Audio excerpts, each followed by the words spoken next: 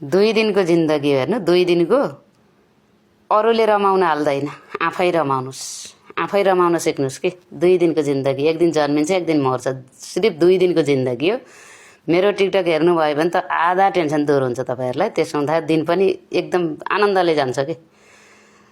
के एउटा कहानी भन्न मन लाग्यो मलाई एकजना व्यक्तिसँग यति धेरै पैसा रहेछ कि यति धेरै कि त्यो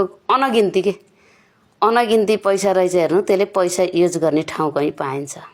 घरबाट बाहिर निक्लिँदो रहन्छ पैसा अत्याधिक धेरै के राख्ने जग्गा पनि छैन ब्याङ्कमा राखे पनि ब्याङ्कमै छ हैन जुन ब्याङ्कमा हेर त्यही ब्याङ्कमा पैसा छ घरमा पनि त्यही पैसा छ त्यसले पैसाले उच्छार बाटो पाइन्छ हेर्नु अनि त्यसलाई बहुत टेन्सन भयो रातभरि निदाउँदो रहन्छ उड्दै सिरानीमा हेर्दै गर्दो रहेछ त्यसपछि दराज खोलेर हेर्छ त्यही पैसा छ सिरानी हेर्छ त्यही पैसा छ खाता खोलेर हेर्छ त्यही पैसा छ पैसाले त्यसले उच्छार बाटो पाइन्छ हेर्नु अनि यो पैसा कहाँ के गर्ने होला न मैले यो खाएर सक्छु अब बाबाआमाको निदान भइसक्यो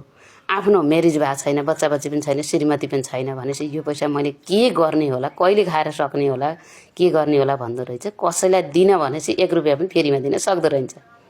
बहुत टेन्सन भएछ त्यसलाई अनि एउटा उपाय सोच्छु मैले एक ठाउँमा हेराउन जान्छु हेराउन गएर त्यसपछिबाट केही गुरुले केही उपाय लगाइदिनुहुन्छ कि भनेर हेराउन गएछ हेराउन जाँदा गुरुसँग बसेर यसो सरसल्लाह गरेछ अनि के कारणले आउनु भयो भने गुरुले सोध्नु भएछ सोध्दाखेरि चाहिँ उसले के भनेछ भने मसित एकदमै धेरै पैसा छ गुरु मैले पैसा तर लाउन सकिन यो पैसा खर्च गर्ने ठाउँ पनि मैले पाइन मैले खाएर पनि मैले यो पैसा सकिन मैले यो पैसा के गरम एउटा निकास निकाल्दिनु न एउटा बाटो देखाइदिनु न मलाई हजुरले जानेको उपाय भनेर त्यो गुरुसँग सोधेछ अनि त्यो गुरुले भन्नुभएछ तपाईले यति धेरै पैसा तपाई उछार बाटो नपाउने पैसा भएको मान्छेले किन टेन्सन गर्नुहुन्छ तपाईलाई मैले एउटा आइडिया लगाइदिन्छु त्यो आइडिया मान्नु भयो भने तपाईलाई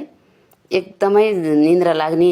चाहिँ हुन्छ हेर्नु टेन्सन नलिनुस् मसित छ उपाय भनेछ अनि के उपाय गुरु भन्नुस् हजुर जे भन्नुहुन्छ म त्यही मान्छु भन्ने तयार भएछ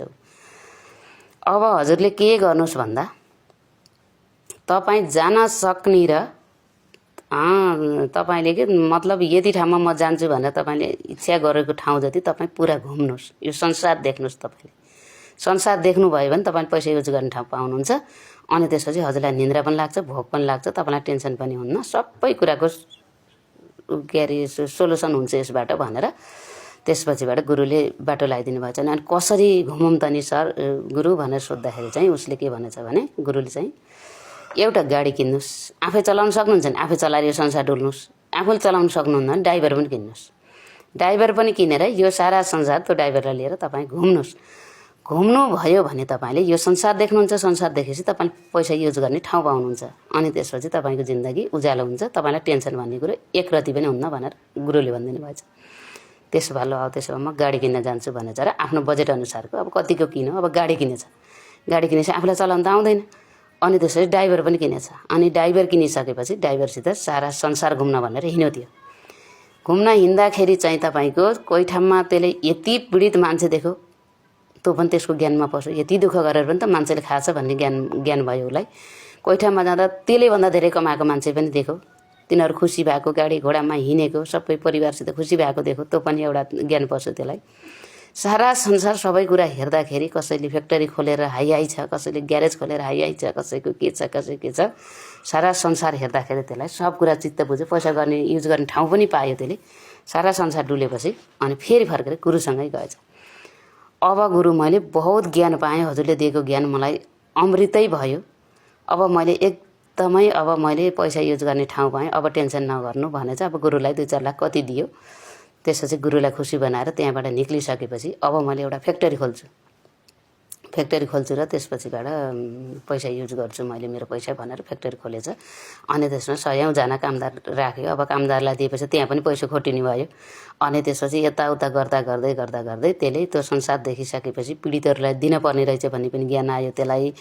पैसा ठुलो कुरा हैन्छ भन्ने पनि थाहा भयो त्यसलाई इष्टमित्र पनि कोही चाहिन्थेन के त्यसलाई त्यो पैसा भएपछि पैसा भन्दा ठुलो त्यसले संसारमा कोही देख्दैन थियो के निन्द्रै लाग्थेन त्यसलाई त्यही पैसाको मात्रै तनाव हुन्थ्यो कसैले बोल्ने फुर्सदै हुन्थेन अनि पछि इष्टमित्रलाई पनि दुःख परेकालाई दिन पर्दो रहेछ भन्ने ज्ञान पनि आयो त्यसलाई। कसैलाई काम चलाइदियो होइन, दुःख पीडामा भएको मान्छेलाई उतार्यो, कसैलाई जब लगाइदियो, कसैलाई के गर्दै गर्दै जाँदाखेरि उसलाई पैसा ठिक्क पैसा पनि भयो, अनि कामदारले काम गर्न पनि पाए, रोजगार पनि पाए होइन, पीडितहरूको उद्धार पनि भयो। त्यसो गर्दाखेरि पैसा यो छ भनेर संसार देख्नको लागि बाहिर हिँड्नुहोस् कि,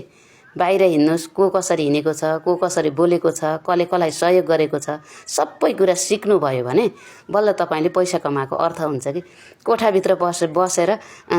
करोडौँ पैसा छ मलाई त निन्द्रा लागेन भनेर बसेर हुन्न कि। संसार हेर्नुहोस्, दुखी पीडितलाई हेर्नुहोस्, त्यसपछिबाट बल्ल तपाईँको दिन उज्यालो हुन्छ कि। अरूलाई खुसी बनाउन सकियो भने आफू खुसी भइन्छ कि। मन धन नभए पनि मन भएको मान्छे हो कि म।